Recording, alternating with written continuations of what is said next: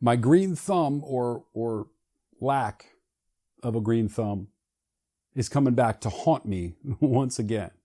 Hey everybody, it's Ed the Trainer, and I'll tell you why coming up next on this week's Tips on Tuesday.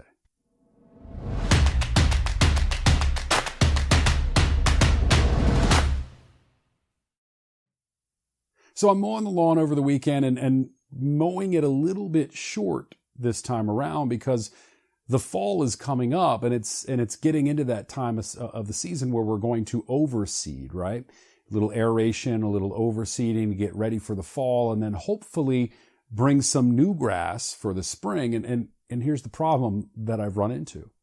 Last couple of seasons of overseeding, I decided I wanted to do some Kentucky 31 rather than the straight tall fescue. And a lot of you have no idea what I'm talking about. It's just two separate types of grass that are markedly different in texture. And what I thought was going to be a great looking grass, turns out it's a very thin, the Kentucky 31, a very thin, really fine grass blade. And at this point over the last several years, because of my overseeding with that type of seed, I'm left with a decision to make this fall. Do I continue with the Kentucky 31 to overtake the other half of my lawn? Or do I use the tall fescue to overtake the Kentucky 31? Because I'm half and half right now, and I've got to figure out, what do I want my lawn to look like 3 years, 4 years, 5 years down the road? And it started me thinking about the other types of seeds we're sowing in our lives. In other words, what do you want your life to look like 2 years, 3 years, 5 years down the road? And ask yourself, what type of seed are you sowing today? What are you planting today that is going to flower, good or bad, a few years down the road? That's the decision we're making today. And you see, I believe that everything we do is all about sowing seeds. Right? If you want an apple tree to grow, you can't plant for oranges. Does that make sense?